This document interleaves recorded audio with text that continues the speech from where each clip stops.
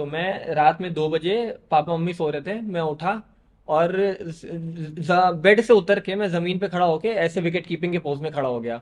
और मैं नींद में हूँ, मुझे कुछ नहीं याद है। अगले दिन मेरे को पापा बताते हैं ये बात कि तुम पागल वागल हो गए हो क्या। मैंने बोला नहीं तो क्यों, क्या हुआ। कह रहे हैं कि तो कल रात में तुम 2 बजे उठ के विकेट कीपिंग कर रहे थे। और हम पूछे क्या कर रहे हो तुम, कह रहे हो कि विकेट कीपिंग कर रहे हैं। हम बोले अरे ऐसा कैसे, कह रहे हैं तुम्हारा टूर्नामेंट टूर्नामेंट आ रहा है वो भी बोल रहे थे तुम। हम बोले हाँ पापा उसी की तैयारी कर रहे थे। तो नहीं, बाद में थोड़ा बुद्धि आने लगी दिमाग में कि क्रिकेटर एक बनता है बहुत मुश्किल से और खेलने वाले हजारों हैं। अगर मैं इन लोग में नहीं कम्पीट कर पाऊंगा तो उतनी बड़ी बात तो बहुत ज़्यादा हो गई। तो थोड़ा प्रैक्टिकली उस टाइम सोचा, लेकिन तब भी स्टेट लेवल तक खेला था मैं उसके बाद भी। और वो फोटो बहुत बार फिर होती गई, उसी दिन फीचर होती गई, अगले दिन फीचर होती गई। अगले साल 26 जनवरी आया उस दिन फीचर हुई, अगले साल का 15 अगस्त आया उस दिन फीचर हुई। मैं बोला कि वो एक फोटो बार बार फीचर होते जा रही है। तो चांदनी चौक में मैं बताता हूँ कि स्कैम का बहुत बड़ा फंडा है वहां पर ना। अगर तुम किसी एक्सपीरियंस के साथ जा रहे हो तो सही है, मेरे साथ चल लो, मैं बता दूंगा कि कहाँ से लेना है क्या नहीं लेना है। तो एक बार की बात है, वहां पर पेन ड्राइव बेच रहे थे, तो एक 128 GB की पेन ड्राइव थी। कहता है 128 GB की पेन ड्राइव है, 200 रुपये मिल जाएगी। मैं ठीक है ले लो। ले ली मैंने, घर आके देख रहा हूँ तो लगाया प्लग में कुछ है ही नहीं, ब्लैंक भी शो भी नहीं कर रहा है। उसको जब मैंने खोला उसकी प्लास्टिक, अंदर कुछ नहीं था, बस यूएसबी पोर्ट था उसका, और कुछ नहीं था अंदर। पहले एडिट करने के लिए डिजिटली उस पर एडिट कर लिए। पहले उस रील को लेते थे, उस रील को काटते थे, कैंची से काटते थे, फिर दूसरी रील उसको जोड़ते थे, तब वो एडिट होती थी, तब कट लगता था। वो असली में कट, और कट का नाम जो है ना वो वहीं से आया है। जो हम लोग बोलते हैं ना कट, ये जो हम लोग एडिट करते हैं तो कट लगाते हैं। Hello guys, welcome to my YouTube channel. तो आज से हमारे पॉडकास्ट रॉ मटेरियल के गेस्ट हैं सूर्यांश वशिष्ठ, जिन्हें आप सोशल मीडिया के नाम से जानते होंगे। आज हम उन्हीं के स्टूडियो में आए हुए हैं अपने पॉडकास्ट को रिकॉर्ड करने के लिए। आज हम उनके एक्सपीरियंस, जितने भी उनके अप्स एंड डाउन्स रहे हैं, करियर से रिलेटेड बातें और भी बहुत सारी चीज़ें जानेंगे उनके बारे में। तो चलिए शुरू करते हैं।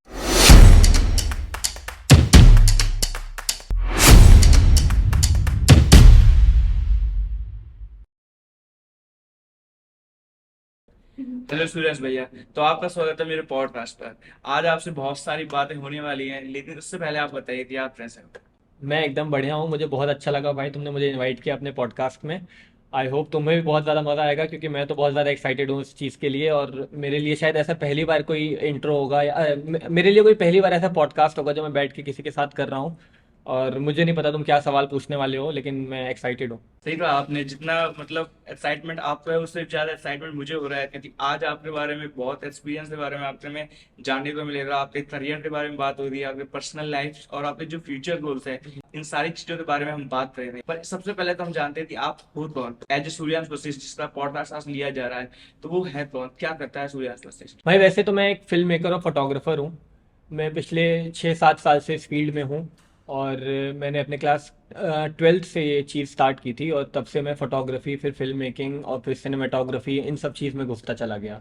तो बेसिकली मुझे तुम एक फिल्म मेकर या फोटोग्राफर बोल सकते हो। आपने फोटोग्राफी क्यों चूज करा। यार फोटोग्राफी क्यों चूज़ किया, क्योंकि एक्चुअली समझ लो कि ये जेनेटिक है। मेरे पापा की जो फोटोग्राफी की स्किल्स हैं वो काफ़ी अच्छी हैं। तो मुझे भी एक टाइम तक रियलाइज़ नहीं था ये चीज़ कि मैं फ़ोटोज़ खींच सकूंगा। मेरे को इंटरेस्ट भी नहीं था इस चीज़ में, मैंने कभी सोचा नहीं था क्लास, जब मैं अपने क्लास 10th 11th में था।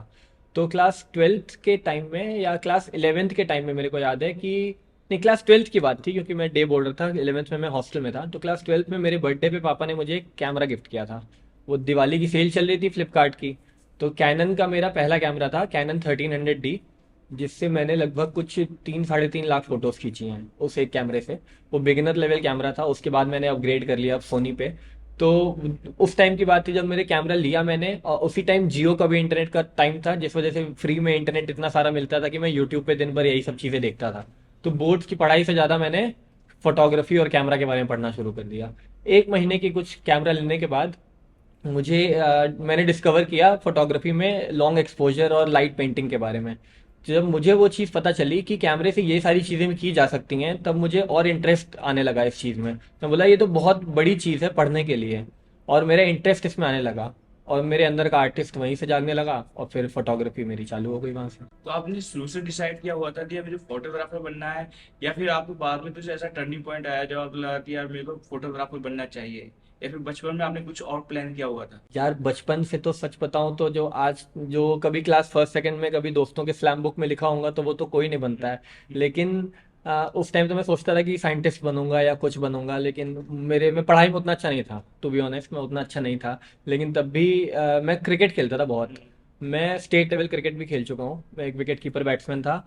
ये बात है क्लास 9th की, और मैं क्लास 5th 6th में क्रिकेट की प्रैक्टिस करना स्टार्ट कर दिया था। स्कूल जाता था, स्कूल के बाद आता था, 2 बजे छुट्टी होती थी, 2:30 बजे तक घर, 3 बजे ग्राउंड पे।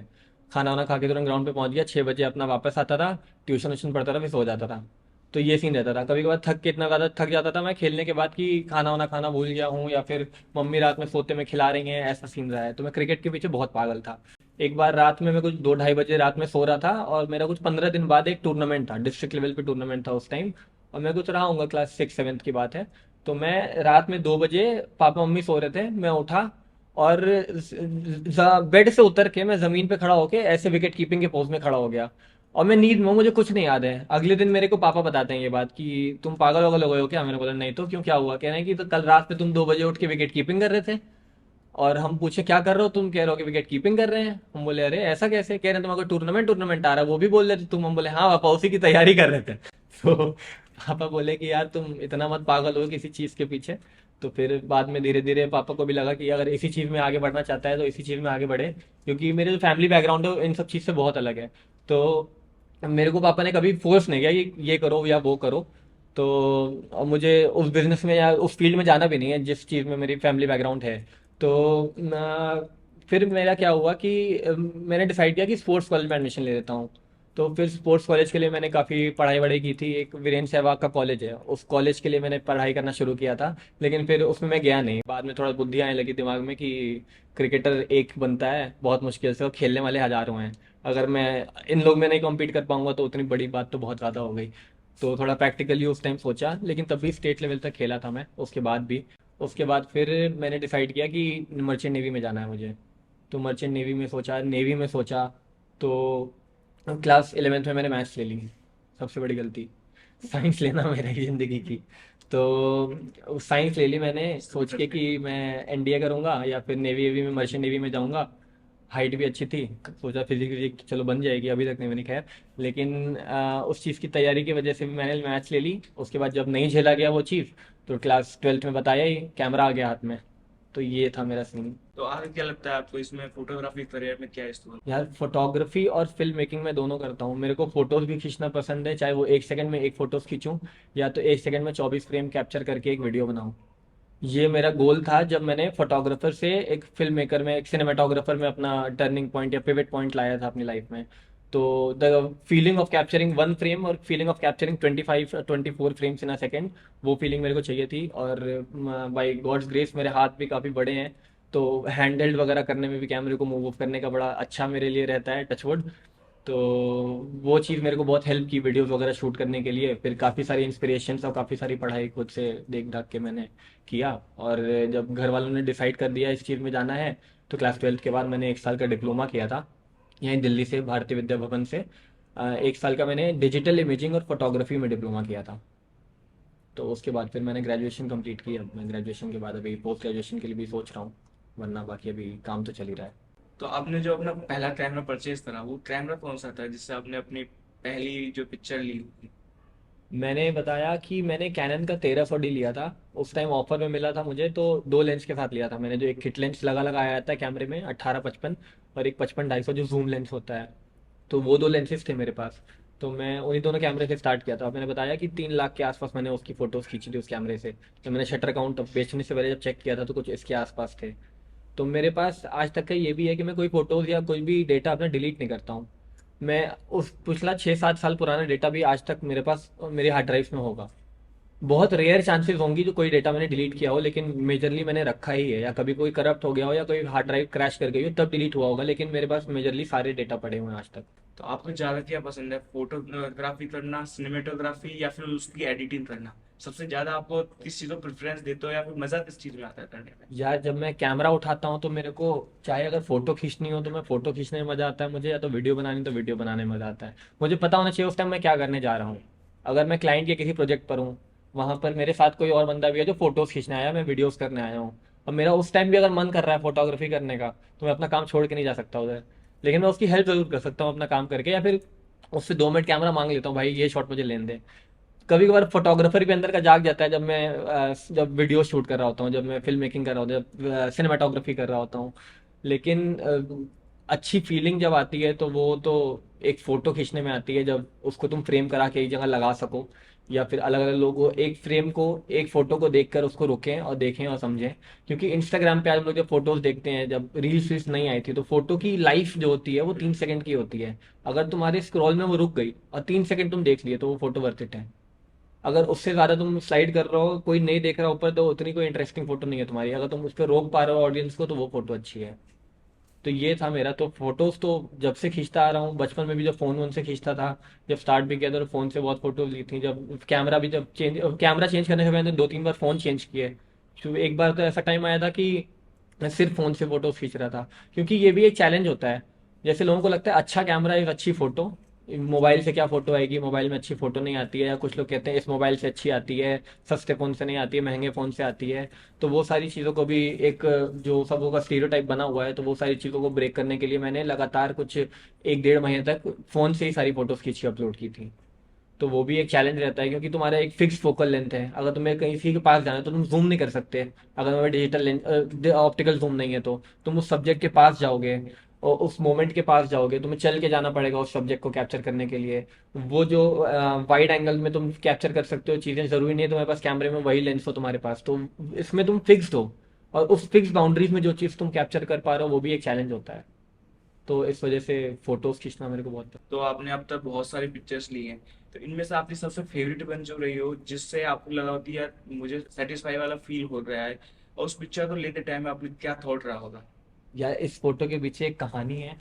मैं जब दिल्ली आया था, तो कुछ ही 2019 की बात है, दिल्ली आने के 1-2 साल बाद की। तो मैं यमुना घाट है यहाँ दिल्ली में बहुत फेमस, वहाँ पर काफ़ी चिड़िया विड़िया उड़ती हैं। जब साइबेरियन सीगल्स आती हैं माइग्रेट करके, जब ठंडी होती है यहाँ पर, तो लाखों की संख्या में तुम वहाँ पर वाइट वाइट साइबेरियन सीगल्स देख सकते हो। तो वहाँ पर बोट वोट है, और लोग नाव चलाते हैं अपने वहाँ पर। लेकिन वहाँ जो एटमॉस्फेयर है ना, बहुत बदबूदार है, उतना साफ़ नहीं, हुई यमुना नदी उतनी साफ़ नहीं है, हाँ जी। क्योंकि बहुत गंदगी है उसमें, और वहां पर बदबू आएगी तुम्हें बहुत ज्यादा। लेकिन वहां पर सुबह सुबह अगर तुम चले जाओ तो पूरा कोहरा दिखेगा, चिड़िया दिखेंगी ठंडी के टाइम में, और 100 की संख्या में तुम्हें फोटोग्राफर्स दिखेंगे। मतलब बहुत लोग वहां पर फोटोज खींचने आते हैं, और वो इतनी अब ट्रेंड बन गया है कि अब वहां पर जाने का लोगों का मन भी नहीं करता है। तो वो कोई होते हैं ना ऐसी चीजें, ऐसी जगहें, आज तक लद्दाख की रोडें क्यों इतनी जल्दी, मतलब उतनी अच्छी नहीं बनाई जा रही हैं? क्यों जब केदारनाथ की रोड उतनी अच्छी नहीं है, लोगों को मुश्किल होता है वहां पहुंचने के लिए। अगर वहां की चीजें अच्छी कर दी जाएंगी तो और ज्यादा लोग आएंगे वहां पर, ये जल्दी चीजें खराब होंगी।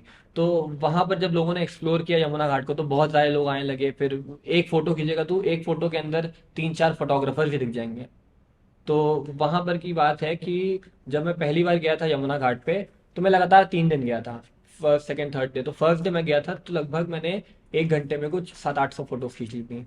और मैं बस खींचता जा रहा था कि कुछ ना कुछ मिल जाए, अच्छा दिख रहा है, सब कुछ अच्छा है। क्योंकि पहली बार तुम किसी जगह पर जाओ और ऐसे जिसके बारे में तुम सुन रखे हो कि भाई अच्छी फोटोज आती हैं वहां पर, जाना है, कैप्चर करना है, स्ट्रीट फोटोग्राफी है, तो भाई तुम एकदम धड़ाधड़ फोटोज खींचोगे।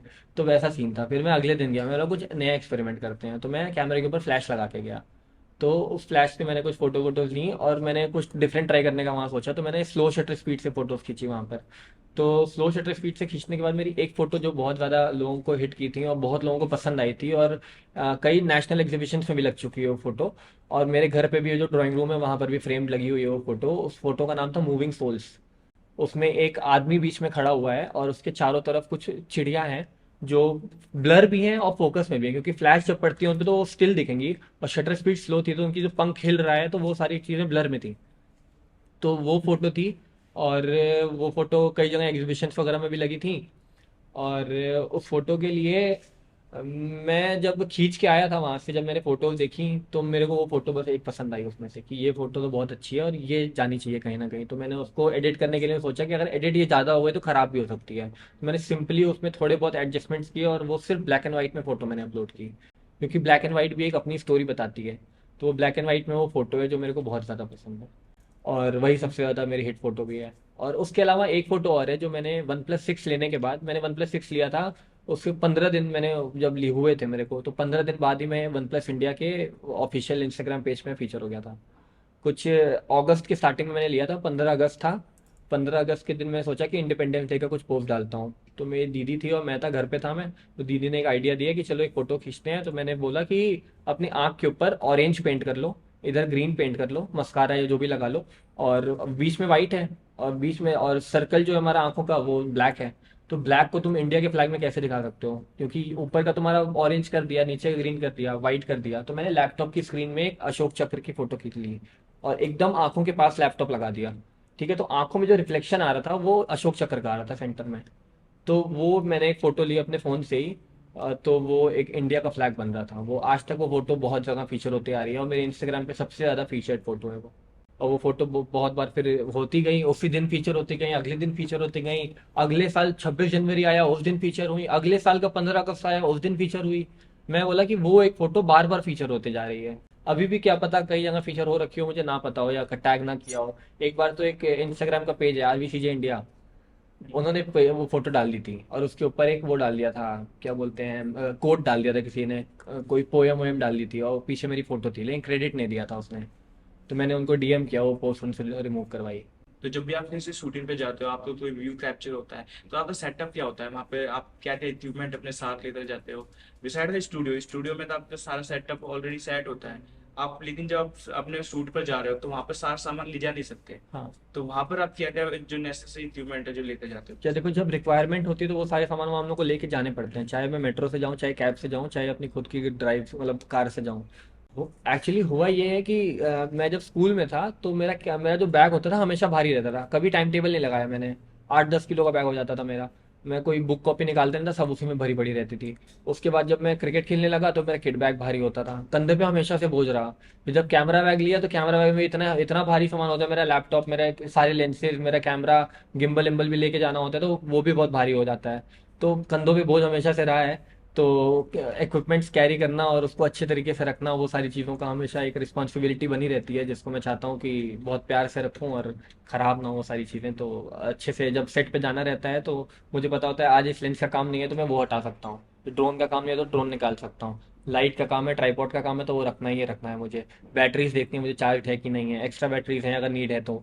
अगर मुझे कुछ सामान रेंट करना है, अगर कोई लेंस मुझे रेंट करना है तो मैं लेंस के लिए रेंट के लिए मैं बोलूँगा, पता करूँगा कहाँ पर रेंट मुझे मिल रहा है, या फिर कोई मेरा रेंटल वाला बंदा है जो मैं उसको बोलूँ कि अरेंज कराए।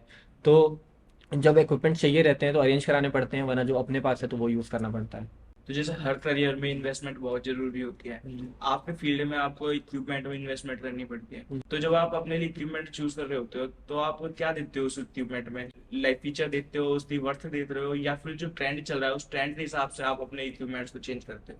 यार ये अच्छा सवाल है, ट्रेंड के पीछे वाला भी। तो होता क्या है ना, जब मैंने अपना पहला कैमरा जब चेंज किया तो अब मेरे को नीड थी एक फुल फ्रेम कैमरा की। वो क्रॉप सेंसर कैमरा था, वो लो लाइट में फोटोज नहीं थी, बहुत बेसिक कैमरा था वो। उसमें तुम वीडियोस भी नहीं रिकॉर्ड कर सकते थे, उसमें माइक का पोर्ट नहीं था। मतलब वीडियोस रिकॉर्ड कर सकते हो वही 720p 1080p 30 fps ऐसा देता था। तो माइक वाइक भी नहीं लगा सकते, ऑटो फोकस भी नहीं चलता रहा। तो मैं बोला कि वीडियोस में जब मैं घुस रहा हूँ, मुझे वीडियोस करनी है, सिनेमाटोग्राफी में स्विच करना है, तो मैं एक ऐसा कैमरा लूँ जो मुझे फोटोज भी दे और वीडियोस भी दे। अब मैं तैयार था इन्वेस्ट करने के लिए, क्योंकि मुझे पता था कि जब मैंने पहला कैमरा लिया था 18 साढ़े 18 हज़ार रुपये में, तो अब मुझे पैसे और लगाने पड़ेंगे, क्योंकि अब मैंने काफ़ी टाइम उस कैमरे को चला लिया और मुझे पता है कि अपनी स्किल इतनी हो गई है कि मुझे ज़रूरत पड़ेगी उस चीज़ की। ठीक है, तो मैं जब अपनी ज़रूरत के हिसाब से देखूंगा कि मेरे बजट क्या है, फिर मैं बजट के हिसाब से देखूंगा कि मेरी नीड कौन सा कैमरा फुलफिल कर रहा है, फिर मैं देखूंगा कि मेरे लिए कौन सी ब्रांड बनी है जो मेरे मेरे काम को सूट करेगी। अब मैं इससे पहले कैनन का यूज़र था, अब मैं सोनी का यूज़र हूँ।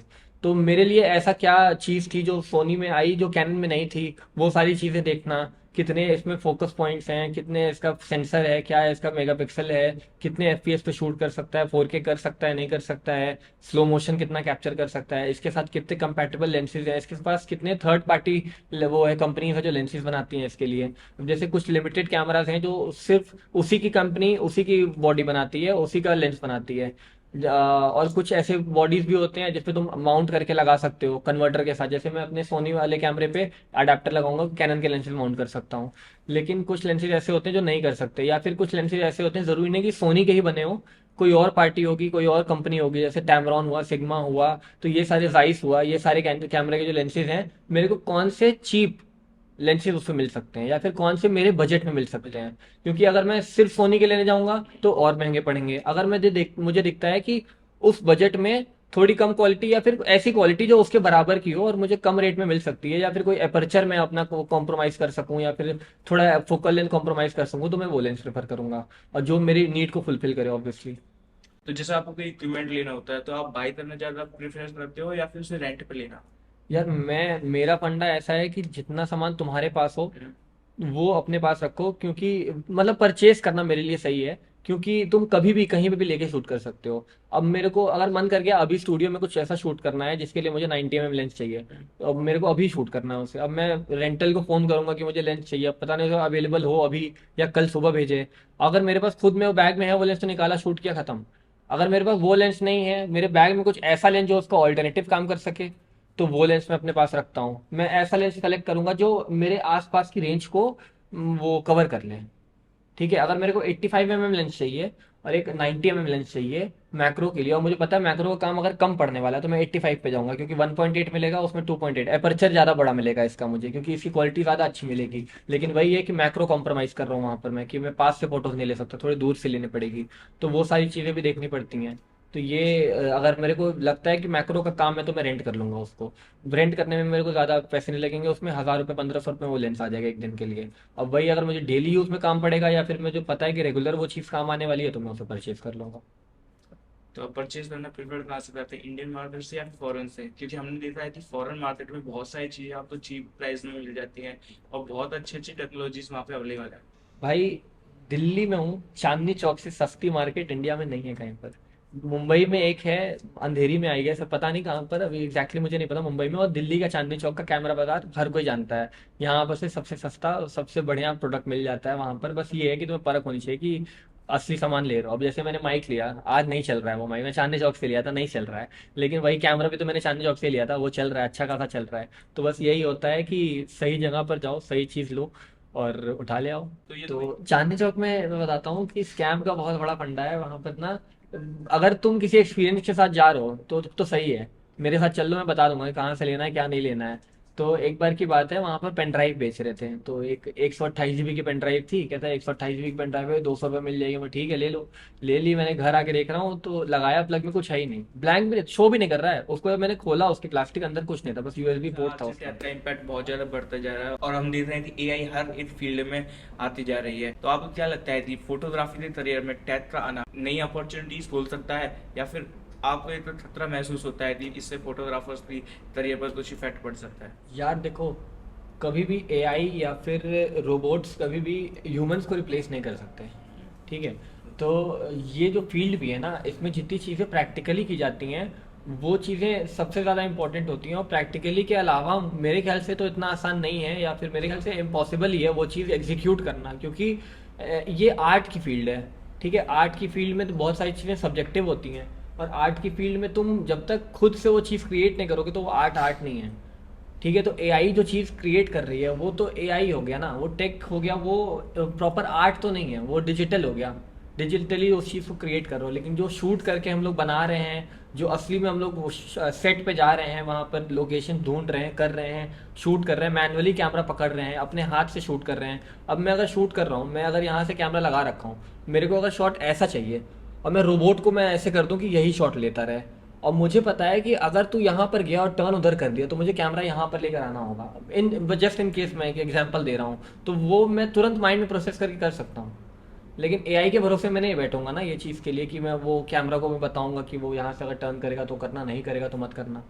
तो मैनुअली जो चीज़ की जा सकती है उससे अच्छा कुछ नहीं है। मैं एआई पे इस मामले में तो नहीं भरोसा करूंगा। तो जैसा आपने बताया कि एआई तो फोटोग्राफर या फिर सिनेमेटोग्राफर तो रिप्लेस नहीं कर सकती, लेकिन जो टैग टैग का इम्पैक्ट तो फोटोग्राफी में बहुत रहा ही होगा, क्योंकि जितने भी इक्विपमेंट्स हैं हम्म। वो सारे टैग से रिलेटेड हैं। सही बात। तो जब टैग नहीं था तब फोटोग्राफी की हिस्ट्री कैसी थी, और अब आप मतलब क्या चेंजेस फील करते हो? हाँ, तो ऐसा है कि जब फोटोग्राफी जब स्टार्ट हुई थी, अर्ली एकदम अर्ली एजेस में जब थे, तो बहुत बड़े बड़े कैमराज होते थे, पिन होल कैमराज होते थे, जिसको एक बॉक्स होता था, उसमें एक सिंगल पिन पॉइंट होल होता था, उसके अंदर से जो लाइट जाती थी उसको एक कपड़े के अंदर कवर किया जाता था। उसके अंदर एक समझ लो कि एक दुपट्टे की तरह उसको ऊपर से पहन लिया, कंबल सी होती थी ब्लैक एकदम, ताकि अंदर कोई लाइट बाहर की स्पिल होके अंदर ना आए।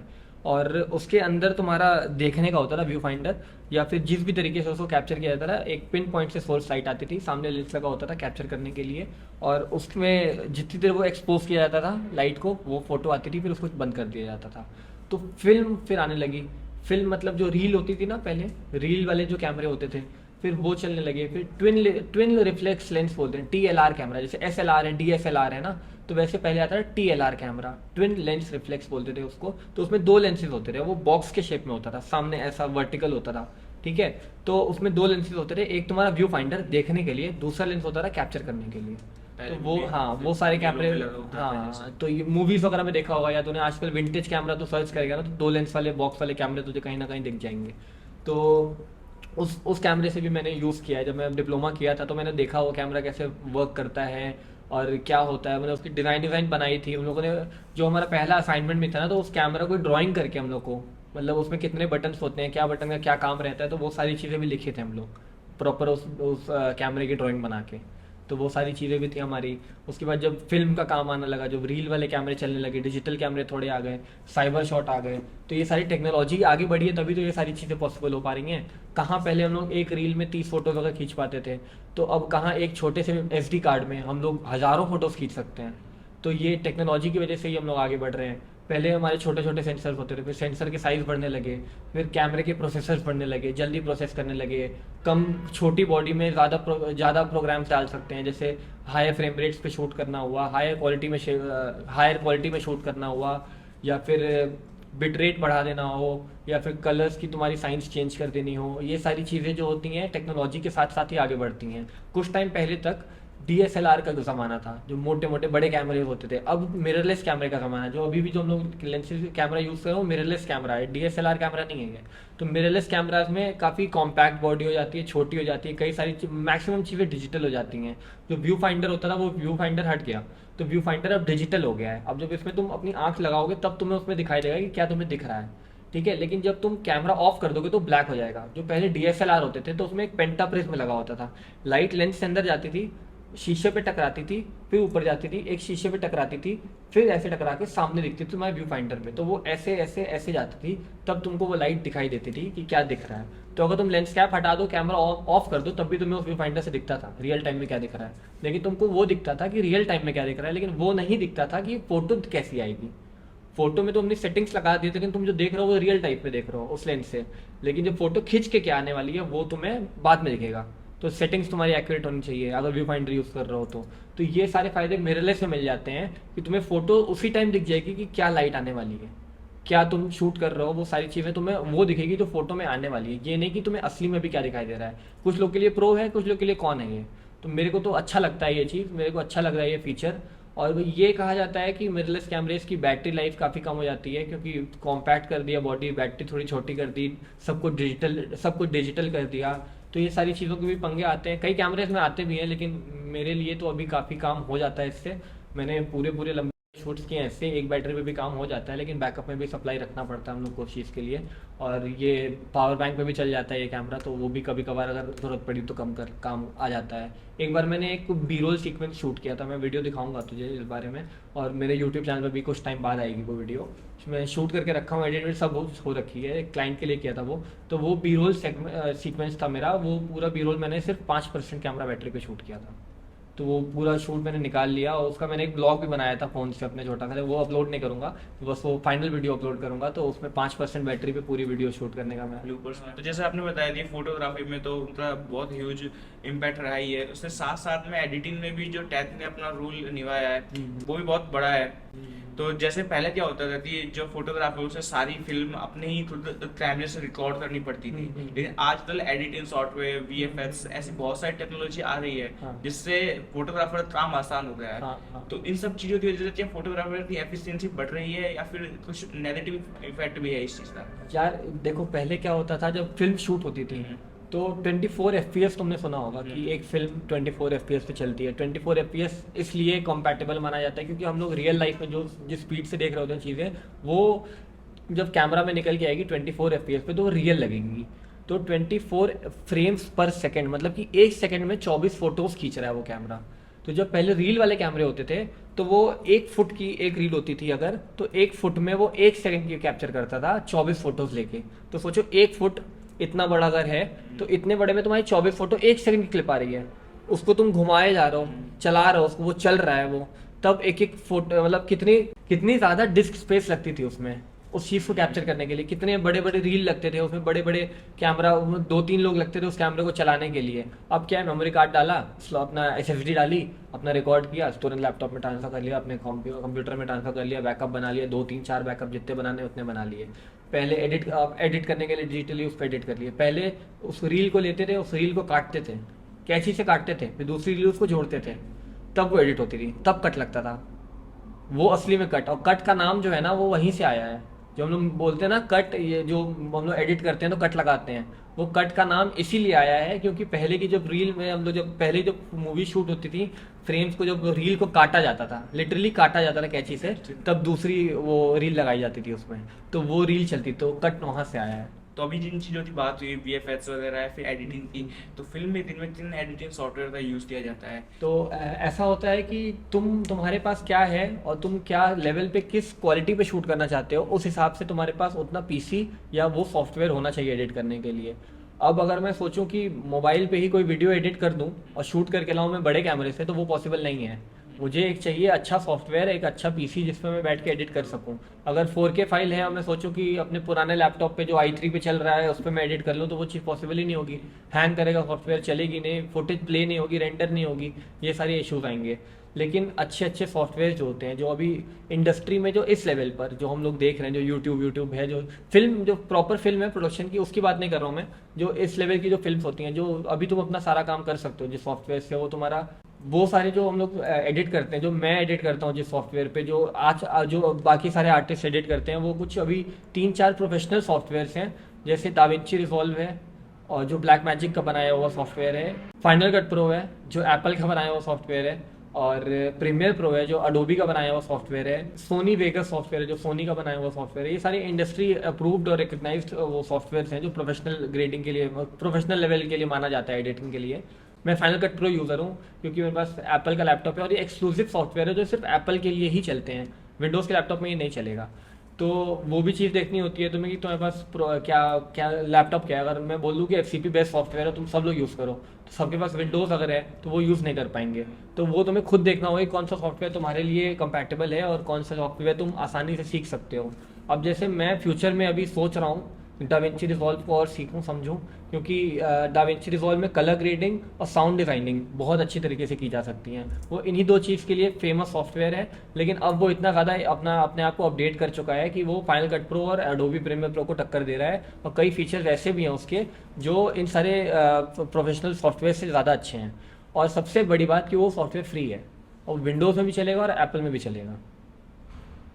तो जब फिल्म मेकिंग की बात होती है, जब फुल बॉलीवुड हॉलीवुड जितनी भी पिक्चरें बनती हैं, वो सारे जो एडिट होते हैं वो एविड मीडिया कंपोजर पे एडिट होते हैं।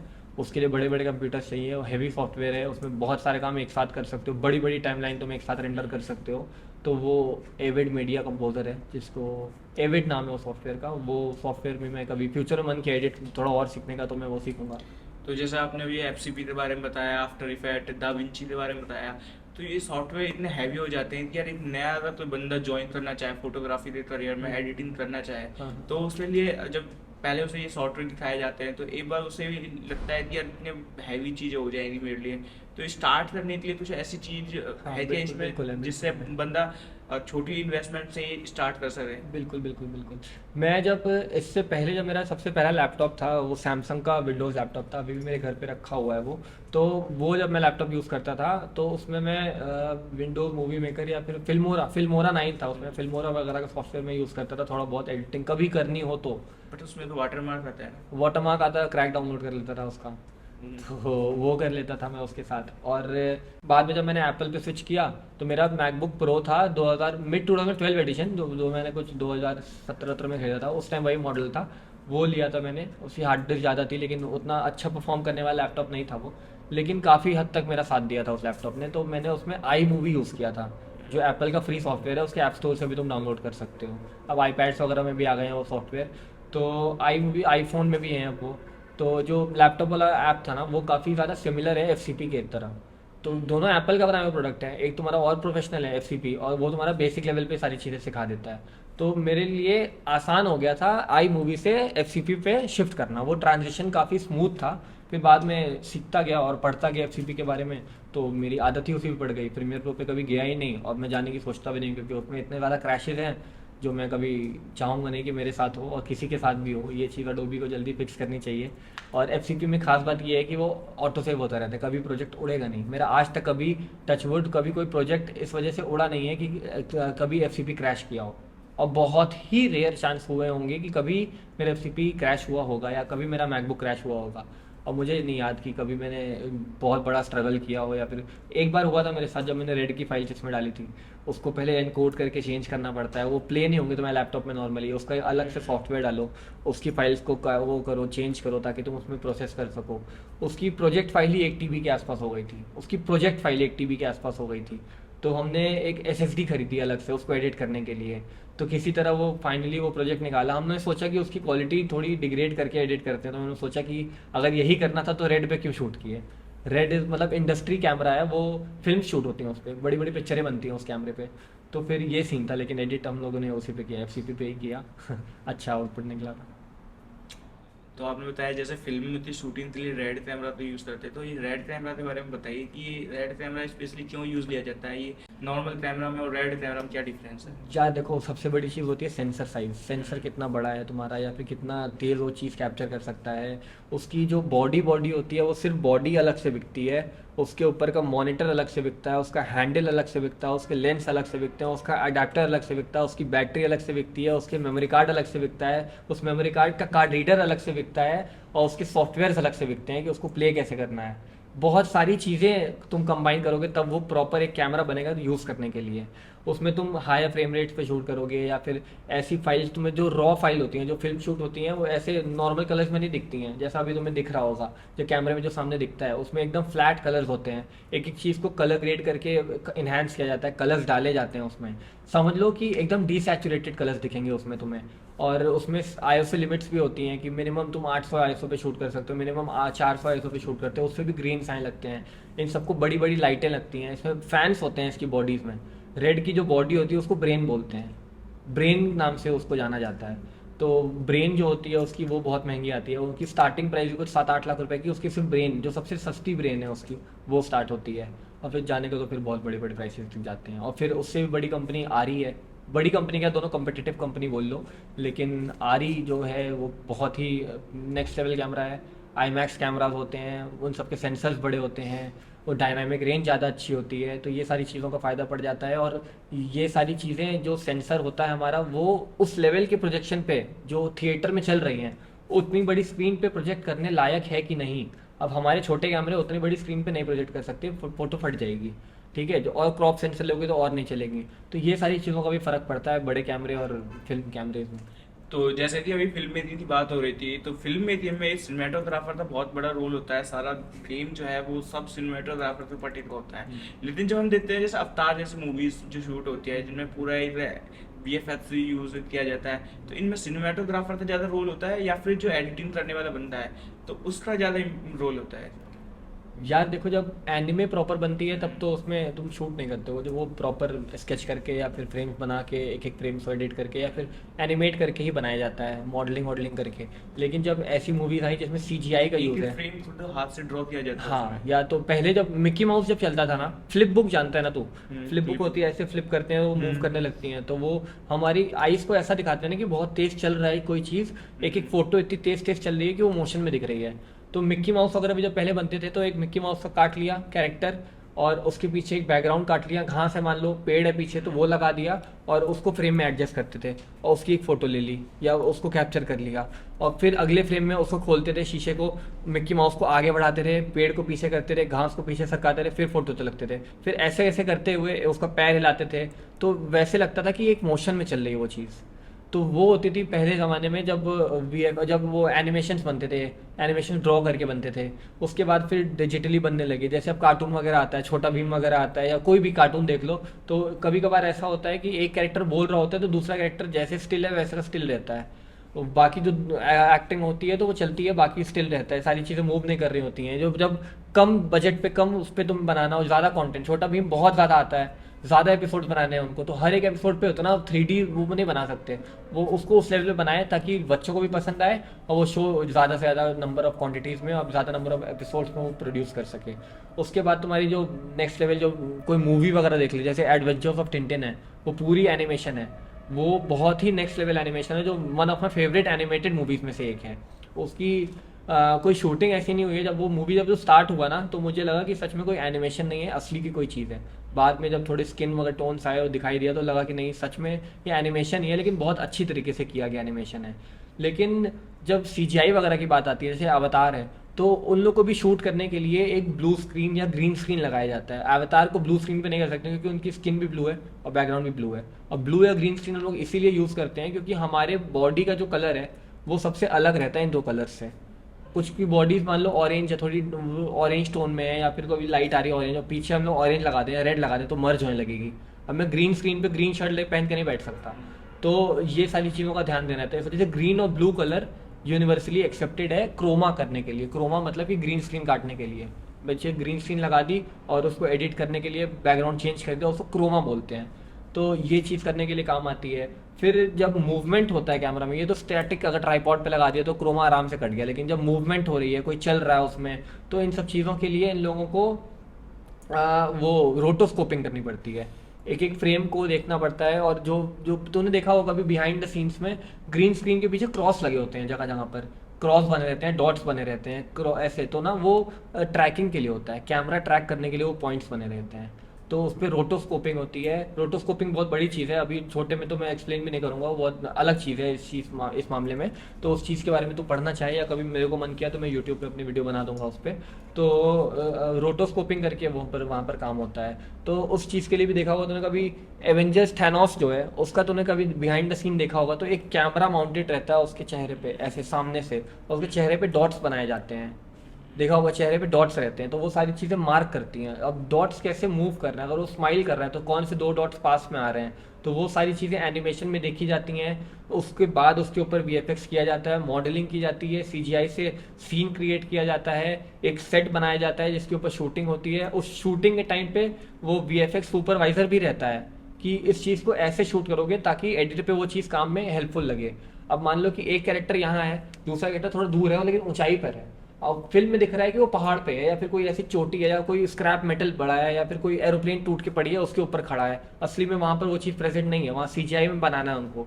जैसे कि कोई ड्रैगन है तो ड्रैगन का सिर्फ मुंह है, लोग देखा होगा तो बिहाइंड द सीन में मुंह बस पकड़े हैं और सामने लेके खड़े हैं, कुत्ते का मुंह है ऐसे पकड़ के खड़े हैं, डमी स्केलेटन होता है। तो वो सारी चीज़ें लगाई जाती हैं, उसके ऊपर भी पूरी ट्रैकिंग की जाती है। तो वो सारे पॉइंट्स जो डॉट्स होते हैं वो सारी चीज़ें एडिट में ट्रैक करके, उसको मॉडल करके, उसके ऊपर एनिमेट करके, उसको शैडोज, स्किन टोन्स, वो सारी चीज़ें जब तू थैनोस को क्लोजली देखेगा ना तो तू नहीं बता पाएगा कि ये नकली है, लगेगा तुझे सही में असली कैरेक्टर है, कोई असली इंसान या जो भी है मॉन्स्टर है, जो भी है वो है। उसके स्किन में पोर्स दिखेंगे तुम्हें, उसकी दाढ़ी के बाल दिखेंगे, जो स्टबल होता है वो सारी चीज़ें दिखेंगी, बाल दिखेंगे उसके, एक एक चीज़ें डिटेल में मेकअप दिखेंगी। करके उसे थैनोस जैसा बनाया जाता है। मेकअप नहीं किया जाता है, वो सीजीआई किया जाता है, क्योंकि वो चीज़ें पॉसिबल नहीं है असली में वो चीज़ क्रिएट करना और वैसे मुंह चलाना। अगर तुम प्रोस्थेटिक से मेकअप तो कर दोगे, लेकिन ज़रूरी नहीं है ना कि तुम मुंह उतने आसानी से खोल पाओ जिस तरीके से वो बोल रहा है, आँख अपनी झपका पाओ ना कर पाओ, तुम सांस ले पाओ ना ले पाओ, ये सारी चीज़ें, कान उतने बड़े हैं या छोटे हैं, वो सारी चीज़ें नहीं कर सकते। अगर इतना बड़ा कान है तो छोटा कैसे करोगे,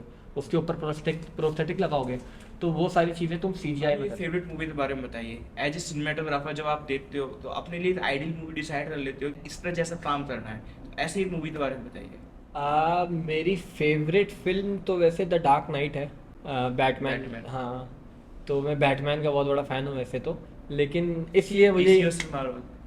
यार मैं सिनेफाइल हूँ, मेरे को ऐसा नहीं है कि मैं किसी एक कंपनी या किसी एक स्टूडियो के लिए मैं बायस्ड हूँ। जो अच्छी पिक्चर बनाएगा मुझे वो पसंद है, सिनेमा का प्यार है। ऐसा नहीं है कि किसी एक सुपर हीरो या किसी एक उसका फ़ैन हूँ। सुपर हीरो में तो देखा जाए तो बैटमैन का फ़ैन हूँ मैं। तो Batman the dark night movie है वो मुझे इस वजह से इतनी ज़्यादा पसंद है। एक तो hats off to Heath Ledger's acting, joker का कैरेक्टर उन्होंने बहुत अच्छे से प्ले किया। क्रिश्चियन बेल ने भी अच्छा बैटमैन प्ले किया। बेस्ट बैटमैन तो मैं नहीं कहूँगा उसको, क्रिश्चियन बेल को, लेकिन बहुत अच्छा बैटमैन उन्होंने प्ले किया। मुझे वो मूवी इस वजह से पसंद है क्योंकि उसका जो डायरेक्टर क्रिस्टोफर नोलन है, वो जो मूवी शूट करता है वो सारी चीज़ें प्रैक्टिकली करने की कोशिश करता है। वो वीएफएक्स और सीजीआई पे भरोसा नहीं करता है। अब जैसे जो जोकर का वो सीन है जिसमें वो हॉस्पिटल से निकलता है हार्वी डेंट से मिलने के बाद और हॉस्पिटल ब्लास्ट कर देता है। तो वो देखा होगा तुमने, वो जो ब्लास्ट हो रहा है फिर उसने बटन दबाता है, ब्लास्ट नहीं होता है, पीछे मुड़ता है, फिर दबाता है, बम फट जाता है अचानक यस से। Yes yes. वो मेथड एक्टिंग थी उसकी। वो एक्चुअली में ऐसा स्क्रिप्टेड नहीं था कि वो बटन दोबारा दबाएगा वो फटेगा। वो उसने सेट के सामने वहां पर किया नेचुरली, और वो सिंगल टेक शॉट था क्योंकि खास बात ये कि जो हॉस्पिटल में बम फटे थे वो असली में फटे थे। असली में उतनी बड़ी बिल्डिंग बनाई गई, उसको फोड़ा गया और वो शॉट क्रिएट किया गया। तो ये सीन रहता है क्रिस्टोफर नोलन का। और जब बैटमैन जब जोकर के पास बाइक से जाता है अपनी बैटमोबाइल से जाता है, बैटपॉट से जब अपने जाता है उसको मारने के लिए, तो जोकर बोलता है ना, come and get me, kill me, kill me, kill me, I want to kill me. तो वो अपना बाइक घुमा के लड़ जाता है आगे ना। तो जो उस सीन के पहले जो ट्रक पलटती है ना, असली में पलटी है वो ट्रक। वो जो बड़ी सी ट्रक है जो पूरी एक थ्री से ऐसे पूरा पीछे का पार्ट आगे गिर कोई जाता है। वीएफएक्स नहीं, कोई नहीं है, वो सीजीआई नहीं। असली में शूट किया गया सीन है वो। और इसके बिहाइंड द सीन्स भी देख सकते हो, तो उसमें पूरी ट्रक पलटते हुए जब रेकी के टाइम पे उस ट्रक को पलटा जा रहा था तो वो चीज़ भी की गई। और सबसे बड़ी बात कि जो जिस रोड पे वो की गई है वो शूट, वो असली में उस सिटी के बीच में की गई है। वो सेट नहीं है, वो असली जगह है। असली जगह पर उन्होंने पूरी ट्रक पलटी है। तो जो प्रैक्टिकली जो शूट करते हैं ना, वो चीज़ मुझे पसंद है। तो डार्क नाइट राइजेस में जो बेन जब अपनी एरोप्लेन से टूट के अलग हो जाता है, लटकता रहता है, वो सारी चीज़ें असली में शूट की गई हैं। तो इस वजह से मुझे कैमरा वर्क उसमें ज़्यादा है, सीजीआई नहीं है। तुम चैलेंजेस होते हैं, आई लव चैलेंजेस। मुझे कोई चैलेंज देगा ये करके दिखाओ, तो मुझे अगर वो मुझे पता है वो चीज़ कर सकता हूँ तो मैं एक्सेप्ट करूँगा, वो करना चाहूँगा। मुझे पता है कि अगर अपने में चैलेंजेस एक्सेप्ट नहीं करूँगा तब मैं ग्रो नहीं कर पाऊँगा। और मुझे पता है ऐसे डायरेक्टर के साथ काम करने के लिए, इस लेवल का काम करने के लिए तुमको उस लेवल का कैमरा हैंडल करने आना चाहिए, क्योंकि तुम सारी चीज़ें प्रैक्टिकली कर रहे हो। कोई चीज़ों की तुम मिस्टेक नहीं करनी चाहिए। और सबसे इम्पॉर्टेंट चीज़ नोलन की कि वो आज के ज़माने में भी रील पे शूट करता है। रील कैमरे जो मैं बता रहा था अभी थोड़ी देर पहले, वो उस कैमरे पे शूट करता है। वो डिजिटल कैमरा इस पे नहीं शूट करता है। उसको प्रॉपर जो मेथड्स होते हैं सिनेमा के जो शूट करने के, वो यूज़ करता है। तो वो सारी चीज़ें बहुत चैलेंजिंग होती है। आई मैक्स के रील कैमरा होते हैं, वो उस पर शूट करता है। तो इस वजह से मुझे उसके साथ काम करना है कभी, मतलब पता नहीं उसके साथ कभी काम कर पाऊँ या ना कर पाऊँ, लेकिन उस तरीके का काम करना मेरे एक आइडल बन चुका है। तो जैसे आपने बताया आप डार्क नाइट के डायरेक्टर के साथ काम करना चाहते हैं, तो ऐसी अपॉर्चुनिटीज आप इंडिया में भी देखते हैं कि इंडिया हाँ, में भी ऐसी अपॉर्चुनिटीज हाँ, मिल हाँ, सकती हाँ। है? तो अगर इस तरीके से देखा जाए तो कोई भी बेस्ट या कोई भी चीज़ वर्स्ट नहीं है। लोगों को कई लोग ऐसे भी हैं जो इंडियन मूवीज़ बहुत पसंद करते हैं, कुछ लोग ऐसे होते हैं इंडियन मूवी देखते ही नहीं, पसंद ही नहीं चाहते हैं। तो इंडिया में भी अच्छी मूवीज़ बनी हैं। जैसे गली बॉय मुझे बहुत पसंद है। गली बॉय को जिस तरीके से शूट किया गया है, जय ओगा ने शूट किया था, उसका जो डीओपी था, जो सिनेमाटोग्राफर था उसका, उसके बारे में मैंने पढ़ा था। वो मूवीज़ कैसे शूट की गई, और सिर्फ शूटिंग का ही उसमें काम नहीं रहता है, कैसे लाइटिंग्स जो होती हैं, लाइटिंग देना वो भी एक सिनेमाटोग्राफर डिसाइड करता है कि कैसी लाइटिंग रहेगी, किस कलर की लाइट रहेगी। और ये भी सारी चीज़ें पिक्चर में देखी जाती हैं कि कौन सा कैरेक्टर कौन से तरह का कपड़ा पहनेगा, किस कलर का सामान रहेगा। एक लड़की है रेड ड्रेस में, एक लड़का है ब्लू ड्रेस में, उस लड़की के हाथ में कौन सा कलर का पर्स होना चाहिए, ये सारी चीज़ें भी डिसाइडेड होती हैं। बैकग्राउंड में अगर हरियाली है तो लड़का क्या कपड़ा पहनेगा, लड़की क्या कपड़ा पहनेगी, किस कलर का कपड़ा पहनेगी, छोटा रहेगा बड़ा रहेगा, क्या सीन है। अगर हॉन्टेड सीन है तो कलर्स डार्क रहेंगे, रेड कलर्स आएंगे उसमें। हैप्पी सीन है तो चिलिंग एनवायरनमेंट रहेगा, थोड़ी ब्लू लाइट रहेगी। ये सारी चीज़ें रहेंगी। सनसेट का टाइम है तो वार्म लाइट रहेगी, तुम्हारी गोल्डन आवर्स का टाइम है तो वार्म लाइट रहेगी। अगर तुम्हें ठंडी दिखानी है तो ब्लू लाइट दिखाओगे, थोड़ा ब्लूज रहेंगे उसमें। तो यूज से भी खेलना पड़ता है, इन सारी चीज़ों का भी ध्यान देना पड़ता है अगर सिनेमाटोग्राफर। और ये सारी चीज़ें मैं देखता हूँ जब मैं मूवीज़ देखता हूँ। तो मेरा ये नहीं है कि मैं 100 पिक्चरें देखूंगा, कि मैं सारी पिक्चरें देखनी है मुझे। मेरा ये है कि अगर मैं 10 पिक्चर देख रहा हूँ तो उसको 10 बार देखता हूँ।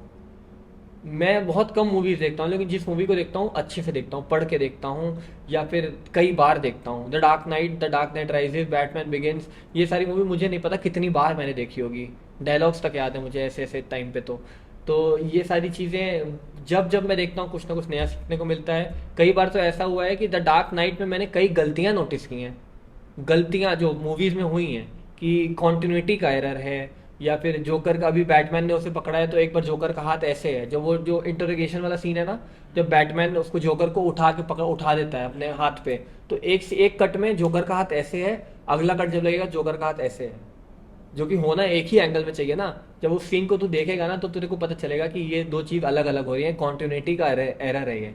तो ये सारी चीज़ें भी देखने को मिलती हैं, नई चीज़ें सीखने को भी मिलती हैं, लेकिन तब भी वो मूवी आज के टॉप 5 रेटिंग्स में, वर्ल्ड की टॉप 5 रेटिंग में कंसिडर की जाती हैं। तो कुछ ना कुछ तो रीज़न है उस चीज़ का।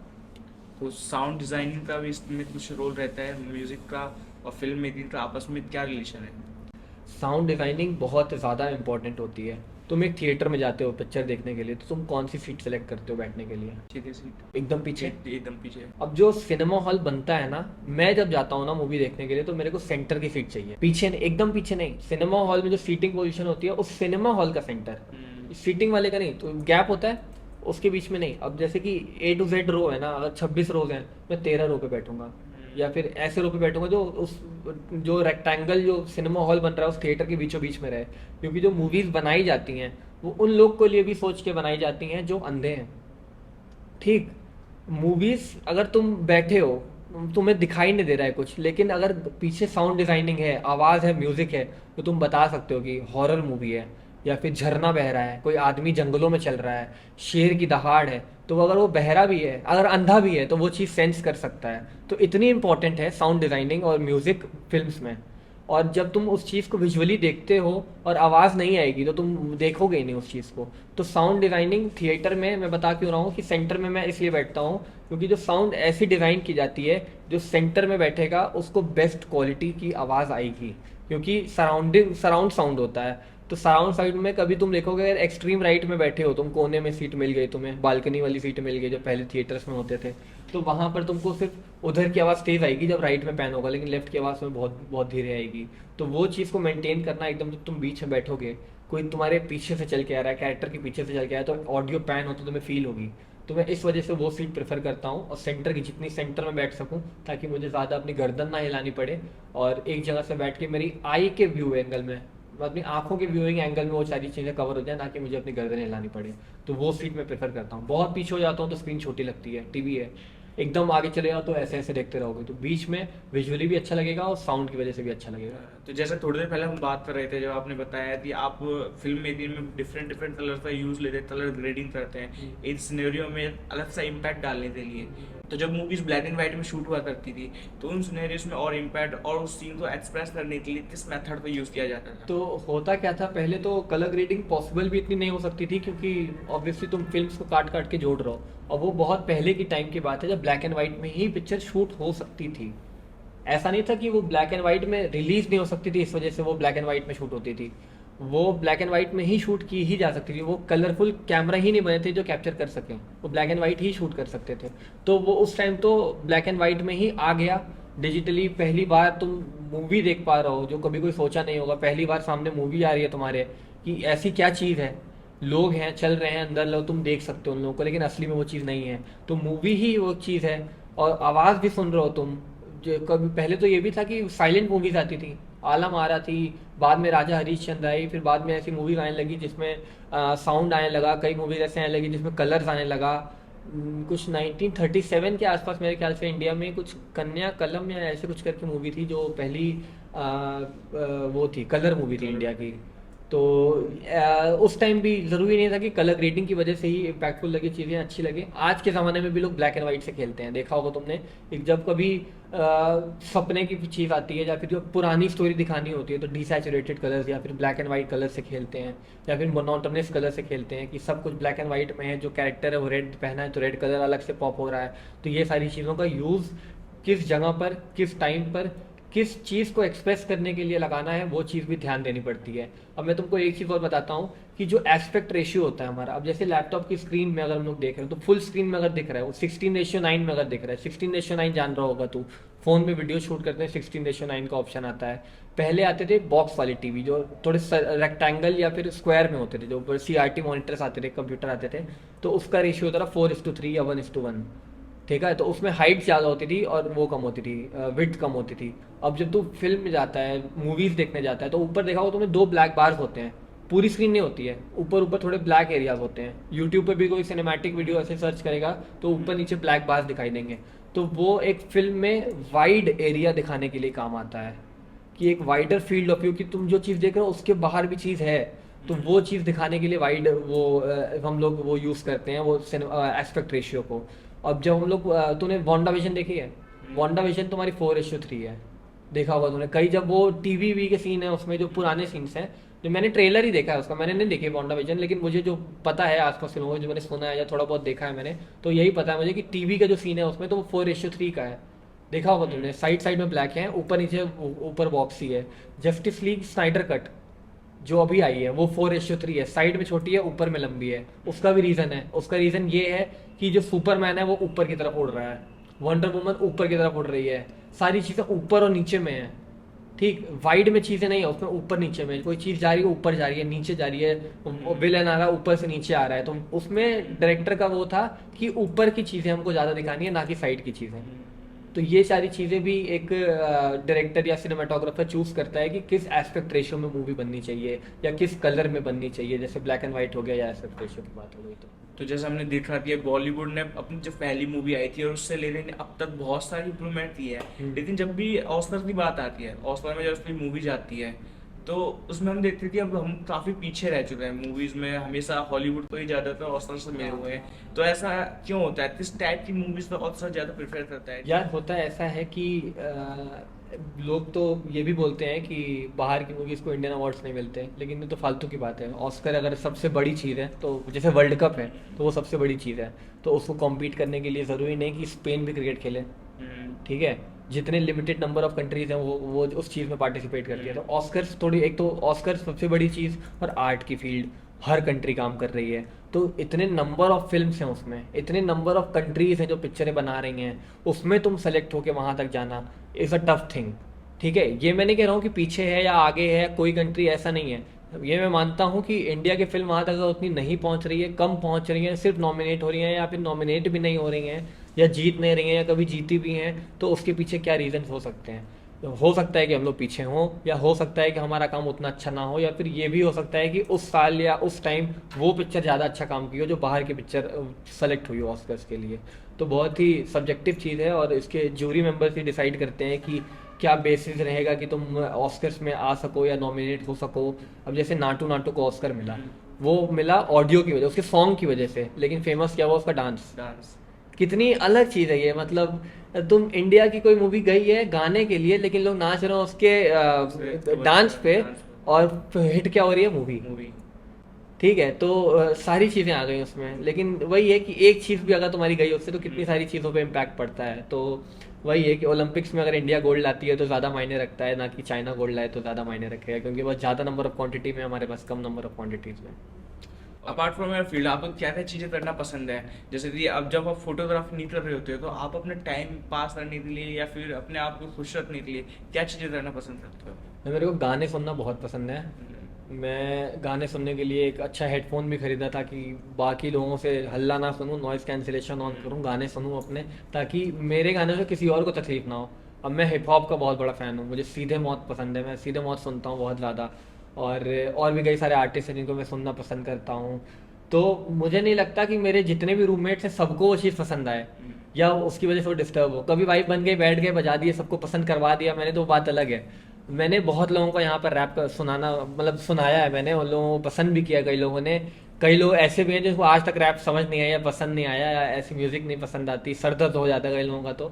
तो मुझे जितना ज़्यादा हिप हॉप पसंद है, उतना मेरे ख्याल से यहाँ पर जो लोग प्रेजेंट हैं, मतलब मेरे साथ में जितने लोग हैं या जिन लोगों को मैं जानता हूँ आसपास, किसी को उतना नहीं पसंद है जितना मुझे पसंद है। और मैं तो बहुत बड़ा डाई हार्ट फैन हूँ म्यूज़िक और इसका सीधे मौत का, सीधे। हिप हॉप का। और फॉर योर काइंड इन्फॉर्मेशन एक बात और, एक ट्रिविया है मेरे बारे में कि मैंने एक साल म्यूज़िक भी सीखी है। अब जब मैं स्कूल टाइम में था अपने 11th में, तो क्रिकेट भी खेलता था, अपना एनडीए की तैयारी के लिए साइंस ले ही रखी थी, वो भी चल रहा था, और म्यूज़िक भी सीखा था। तो हमारे जो स्कूल में जो म्यूज़िक टीचर थे वो सचेत टंडन थे, जो बेख्याली जो गाना गाया, अभी जितने भी ट्रेंडी जितने भी सॉन्ग्स आ रहे हैं वो मेरे म्यूज़िक टीचर रह चुके हैं। तो वो थे, डेविड सर थे, उन लोगों से मैंने सीखा। और गाने की कैसे कैसे गाया जाता है, और मैं गिटार बजाना वैसे मैं सीखने वाला था, लेकिन थोड़ा बहुत ही आया, मेरे को प्रॉपर नहीं आया। लेकिन उन लोग के साथ रह रहे के मैंने जो ऑब्जर्व किया, मैं ऑब्जर्व कर लेता हूँ कई सारी चीज़ें, तो किस तरीके से गाना होता है। मेरे पास मेडल भी पड़े होंगे सिंगिंग के घर पे। वो मैं ग्रुप सिंगिंग थी वैसे, तो उस ग्रुप सिंगिंग में मेरे को अवार्ड मिला था, उसमें थे हम लोग। और गाने वानों का मैं बचपन में भी जब था ना, तो मम्मी के फ़ोन में गाने लगा दिया, ईयरफोन से गाने सुनता रहता था।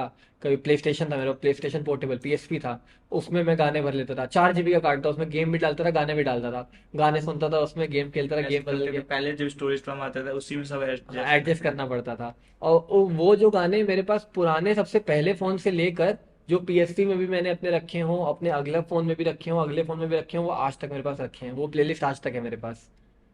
थे। अब जब से मैं स्पॉटिफाई और यूट्यूब पे पूरा स्विच हो गया हूँ, अभी इस फोन में मैंने नहीं डाला है। जब से ये फोन लिया है ना, इस फोन से पहले तक सारे गाने मेरे पास जो तब से थे वो आज तक हैं।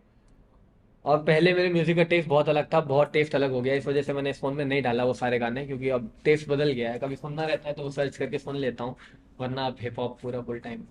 म्यूजिक का इम्पैक्ट पड़ता है आपकी फोटोग्राफी लाइफ पर? बिल्कुल बिल्कुल पड़ता है। और फोटोग्राफी लाइफ क्या, मेरी खुद की लाइफ में पड़ता है। क्योंकि हिप हॉप ऐसी चीज़ है, जैसे तुझे पोएट्री पसंद होगी, आई गेस मैंने सुना है, तुमने बताया था कि तुझे पोएट्री पसंद है। तो रैप क्या है? Rap is rhythm and poetry. Rap का फुल फॉर्म है RAP, रिदम एंड पोएट्री। तो पोएट्री भी है और रिदम भी है। और पोएट्री से बहुत सारी चीज़ें तुम सीखते हो। कुछ बातें ऐसी पोएम्स में होती हैं जो लाइफ लेसन दे जाती हैं। तो वैसे ही रैप में भी अच्छे अच्छे आर्टिस्ट को अगर तुम सुनोगे, तो उन लोगों की रैप में ऐसी लाइंस होती हैं जिसको तुम सुन के इंस्पायर हो सकते हो। ऐसे ऐसे गाने हैं और ऐसी ऐसी म्यूजिक हैं जिसमें तुम एक एक चीज पकड़ सकते हो कि क्या हुक्स हैं उसमें, क्या बार्स चल रहे हैं, कैसे तुम एक एक बीट को पकड़ रहे हो पीछे की, क्या हल्की सी भी आवाज आ रही है उसमें। कि अगर तूने कोई, तू रैप कर रहा है पीछे में हल्का सा आए ये लेट्स जस्ट व्हाट्सअप गो, ऐसा कुछ भी बोल रहा है ना इंसान, तो वो सारी चीजें भी ध्यान से सुनता हूँ मैं कि उसने क्या बोला। अगर मैं उसकी म्यूजिक वीडियो देख रहा हूँ, अगर उसने पेपर पे कुछ लिखा है, तो मैं पढ़ूंगा पॉज करके फिर मैं उस पेपर पे क्या लिखा है। कि और कई सारी चीजें होती हैं जो स्टोरी क्रिएट कर देती हैं, या फिर कोई ईस्टर एग्स होते हैं, तो ईस्टर एग्स पकड़ना मुझे बहुत पसंद है। अब जैसे कि सीधे मौत का एक गाना है, ये बत्ती, इनके एल्बम का था, नया एल्बम का था बत्ती। तो उस बत्ती की जब म्यूजिक वीडियो आई ना, तो उसमें कई सारे ईस्टर एग्स थे उनके पुराने गाने के। जो रेड कार है, रेड कार उनकी 101 गाने में थी। तो पैसे पीछे पड़े हुए CGI से डाले गए थे। तो वो जो पैसे पीछे पड़े हुए हैं वो भी उसी उसी म्यूजिक वीडियो का रेफरेंस है। नान चाकू का रेफरेंस है उसमें, बहुत सारे गानों का रेफरेंसेस हैं उसमें, मैं दिखाऊंगा तुझे खाली बैठ के कभी उस वीडियो को। तो ये सारी चीज़ें मेरे को बहुत अच्छी लगती हैं। और ये आर्टिस्ट भी मुझे इस वजह से इतना पसंद है। बहुत बात हो गई सीधे मौत की, तुझे देख रहा होगा कि मैं कितना बड़ा फैन हूँ उनका। तो बहुत बातें हो गई उनकी, उनके एक एक गानों को मैं सुनता हूँ, उनकी वीडियोस देखता हूँ, उनके पीछे क्या स्टोरीज होती हैं, गाने के मतलब क्या है, वो सारी चीज़ें मैं देखता सुनता समझता और रियल लाइफ में डालने की कोशिश। और उनका कॉन्सर्ट जब भी दिल्ली में होगा ना, जाने का मन है मेरा फुल पावर। तो आपने जैसे बताया अभी रैप या आपने परिभाषा जो बताई, रिदम एंड पोएट्री, शायद मतलब ऑडियंस में किसी को पहले से पता होगा। हाँ हाँ। ये मेरे लिए भी नया था, सीखना थी आपसे कि रैप की भी इतनी, ये बुक रैप की डेफिनेशन नहीं परिभाषा। होगी, मैंने सुना था रफ्तार के मुंह से। अच्छा। रिदम एंड पोइट्री मैंने रफ्तार के मुंह से सुना था। हो सकता है ये बुक की डेफिनेशन ना हो, लेकिन मेरे लिए तो बट ये इसमें फिट रिदम एंड, बैठ रहा है, हाँ, rhythm rhythm and and poetry. Poetry. यही मुझे शौक है वो जूते कलेक्ट करने का है और परफ्यूम सेलेक्ट करने का। फिलहाल तो अभी जूते का है, अभी परफ्यूम से धीरे धीरे बढ़ा रहा हूँ कलेक्शन। ये एक अभी लेटेस्ट परफ्यूम मैंने खरीदा, और एक्चुअली किसी ने गिफ्ट किया है मुझे ये। और ये एक जूता है जो मुझे बहुत ज़्यादा पसंद है, और लास्ट परचेज मेरे ख्याल से यही थी। ये जूता मैंने लिया था अपनी दीदी की एंगेजमेंट के टाइम पर, तो उसमें मैंने ये पहना था। अभी लास्ट ईयर मैंने खरीदा था ये जूता। और मेरे पास कई सारे जूते हैं जो मैं काफ़ी टाइम पहनता भी हूँ। जब मेरे एक टाइम ऐसा आया था जब मेरे जूते गंदे हो जाते थे, तो मैं नए जूते खरीद लाता था उनको साफ़ करने के बजाय। तो एक टाइम ऐसा हो गया कि कई जूते जब एक साथ गंदे हो गए, तब वो जाते थे धुलने के लिए या साफ़ होने के लिए, तब मैं वापस से सारे जूते पहनता था। फिर जब कुछ गंदा होता था तो नया ले आता था, तो ऐसा सीन हो गया था। तो घर पे इतने जूते लाने के बाद पापा गए एक दिन, तो जूते से ही मार पड़ेगी तुम्हें, अब और जूते आए। तो तब से अच्छा, मैं थोड़ा, सबसे पहला जूता कौन सा लिया है आपने? यार अभी तक का सबसे, मेरे पास 3 एयर जॉर्डन्स हैं। उसके अलावा कई सारे जूते हैं मेरे पास, जो जॉर्डन्स मेरे पास 3 ही हैं। और तीनों लगभग 2.25 लाख रुपए के आसपास के हैं वो। तो एक तो यही है, कुछ 170 180 के आसपास था ये। बाकी दो दूसरे जो जो इसके अलावा जो दो हैं वो भी ऐसे ही हैं कि UNLA है, और एक air Jordan of white UNCs हैं। वो मेरे ऑल टाइम फेवरेट शूज़ हैं। रफ्तार का गाना है शेख चिली, उसमें वो जूता वो पहन रखा है रफ्तार। तो वो शूज़ मेरे को बहुत पसंद हैं। और ये हैं, और कई जूते हैं मेरे पास, महंगे भी हैं, लेकिन ये तीनों जूते मेरे सबसे महंगे हैं। 80,000 के जूते इसमें 1,80,000 के जूते हैं। इसमें अगर मेरे अगर पैसे लूँ मैं लग पापा से जाएगा। ना इस चीज़ के लिए, तो फिर पापा तो मेरे को घर से निकाल देंगे। घर से क्या, तेरा घर किसी और का क्या जाएगा, मेरा ही, मैं मेरे अपने हाथ मैं में घर से ही घर चला जाऊंगा जाऊंगा, मैं। घर से मैं चला जाऊंगा। अभी आपके फ्यूचर गोल्स क्या हैं, आप अपने आगे फ्यूचर में कहाँ पर देख रहे हो? फ्यूचर गोल अभी मैंने ऐसा कुछ नहीं फिक्स किया है, मुझे बस पता है कि मेरा एक क्या है ना कि मेरा एक लाइफ मोटो है और मेरा एक रोल मॉडल है एम एस धोनी। तो मैं एक ऐसा आदमी हूँ जो उसूल में रहने वाला इंसान है, और कई सारी चीज़ें, मुझे ऐसे लोग बहुत पसंद हैं जिनके लाइफ में उसूल होते हैं। मुझे मेरा फेवरेट सुपर हीरो बैटमैन भी इसीलिए क्योंकि उसकी लाइफ में कुछ उसूल हैं, वो उन उसूल पे टिका रहता है, उन उसूल पे काम करता है। वैसे ही एम एस धोनी का एक लाइफ मंत्र है जो मैं अपना ज़िंदगी का उसूल बना रखा हूँ कि live in the present, try to learn a lot from the past, implement in your present to make a better future. आगे की सोच के मैं चलूंगा तो मैं अभी काम नहीं कर पाऊंगा, लेकिन पिछले की गलतियां सीख के मैं अभी पे काम करूंगा तो आगे की फ्यूचर में अच्छी चीज़ कर पाऊंगा। तो अल्टीमेटली मुझे क्या करना है, मतलब फ्यूचर में मुझे क्या करना है मुझे नहीं पता, लेकिन अल्टीमेटली मुझे जब सेटिस्फैक्शन मिलेगी, वो काम मुझे क्या करना है वो मुझे पता है। अच्छा, अभी आपने बात की कि मुझे अल्टीमेट गोल हासिल करना है, कि जो कर लिया उसके बाद सेटिस्फाई हो जाऊंगा कि हाँ। मैंने अपना अचीवमेंट कर लिया है। तो उस गोल के बारे में बताइए कि वो गोल है क्या? वो गोल एक्चुअली में ऐसा है कि मैं कोई अवार्ड के पीछे नहीं हूँ कि मुझे इस डायरेक्टर के साथ काम करना है या ऐसा अवार्ड चाहिए, बेस्ट सिनेमाटोग्राफर, बेस्ट डायरेक्टर, ऐसा कुछ नहीं चाहिए। जो भी हो वो साथ में आए ना आए मुझे मतलब नहीं, लेकिन जिस चीज़ पे मेरा मेन फोकस है, जो मेरी लाइफ का अल्टीमेट एम है, मतलब कि वो चीज़ करनी ही करनी है ज़िंदगी में, वो है मेरे पापा की बायोग्राफी बनाना।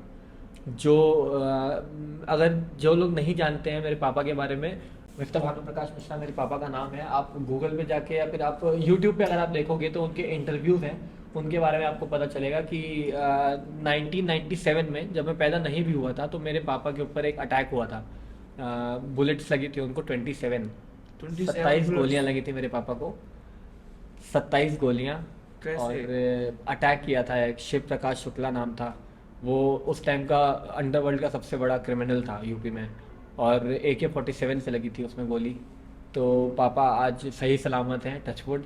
और मैं इस चीज़ के ऊपर एक फ़िल्म बनाना चाहता हूँ, जो मेरा अल्टीमेट गोल है कि ये फिल्म अगर मैंने बना दी अच्छे से तो वो फुलफिल हो जाएगा।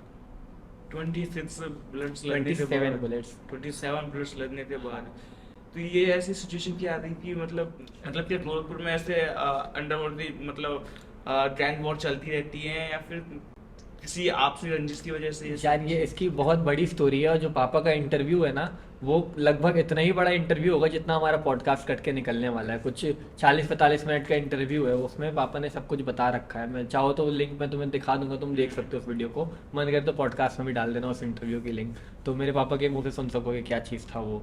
एक्चुअली वो रेलवे से कॉन्ट्रैक्ट के थ्रू हुआ था, कॉन्ट्रैक्ट पापा को मिल गया था और कोई और उस पर अपना कब्जा जमाना चाह रहा था, तो इस वजह से पापा होटल में थे। लखनऊ की बात है, होटल रूम में सो रहे थे, तो वेटर ने नॉक किया, गेट खोला, लेकिन वहाँ वेटर नहीं था, वहाँ पर वो गैंगस्टर था, उन्होंने फायर किया और उसमें कई गोली पापा को लगी थी। ये बहुत हट के बात है इस टॉपिक से, लेकिन तू जान गया इस चीज़ को, मैं वोकलाइज नहीं करता हूँ इस चीज़ को, वैसे बहुत प्राइवेट रखना चाहता हूँ मैं ये चीज़ कि मैं डिस्क्लोज ना करूँ, लेकिन तुझे मैं बता रहा हूँ आज इस पॉडकास्ट पे पहली बार किसी चीज़ को। हाँ। स्टैंड हो गया भाई तो। मैं शौक हूँ कि भाई 27 गोलियां लगने के बाद एकदम फिट एंड फाइन है मेरे पापा। क्या सिचुएशन रही है उनके सामने। मैं पैदा भी नहीं हुआ था भाई तब। मतलब अगर इमेजिन करा जाए ना तो अपन इमेजिन भी नहीं कर सकते उस नहीं चीज़ कर को कि सकते। 27 गोली जब आप ऊपर लगाई एक गोली में इंसान खत्म हो जाता है खत्म हो भाई। जाता है। 27 गोली, मतलब 1 2 3 4 5, तुम 27 गिनोगे तुम्हें टाइम लग जाएगा भाई, उतनी गोलियां लगी थी। तो ऑडियंस के लिए हम अपनी जितनी भी जो आपने बताए थे जो इंटरव्यू है वो सारी, और उससे रिलेटेड आपने जितनी बातें बताई हैं, आपने जितनी भी इक्विपमेंट्स के बारे में बताया, सारी लिंक्स हम डिस्क्रिप्शन में अपने यूजर के लिए डाल देंगे इसमें। बिल्कुल। तो और आपसे बात करते हैं बहुत अच्छा लगा आज। मेरे को भी बहुत मजा बहुत आया सारी भाई। चीज़ें आपसे सीखने को मिली, बहुत Thank you, सारे thank you। एक्सपीरियंस सीखे, अप्स एंड डाउन्स के बारे में आपके में जाना, चीज़ों के बारे में। हो सकता है ऑडियंस ने भी बहुत सारी चीज़ें सीखने को मिली हो, और ऑडियंस को भी उतना ही मजा आया था जितना मुझे आपसे बात करने में आया है। हाँ भाई, तो मुझे भी बहुत मज़े आए। अच्छा लगा भाई ऐसा कुछ करके तुम्हारे साथ। और इससे मैं रेडी हो गया हूँ अपने चैनल पे पॉडकास्ट डालने के लिए, क्योंकि मुझे बात करना बहुत पसंद है, लेकिन कैमरे के सामने जब मैं आज तक अकेले बोलते आ रहा था, थोड़ा लूज पड़ जाता था, एक्सप्रेशनलेस पड़ जाता था। तो मैं अपना यूट्यूब चैनल वापस से स्टार्ट करने वाला हूँ, जहाँ था वहाँ से। और अच्छा कंटेंट भी मैं भी डिलीवर करना चाहूँगा। और जैसा तुम करते आ रहे हो भाई, ऑल द वेरी बेस्ट इस चीज़ को करने के लिए। आगे इसको full. Thank you for watching, और होप करता हूँ आपको वीडियो पसंद आया होगा। और ऐसी वीडियोस देखने के लिए आप मेरे चैनल सब्सक्राइब कर सकते हैं। हम इस पॉडकास्ट पर ऐसे ढेर सारे अलग अलग ड्रेस को ला करते हैं, उनसे ऐसी रॉ बातें करेंगे जो आपके लिए बहुत इंटरेस्टिंग हो और जिनसे आपको लाइफ में कुछ सीखने को मिले।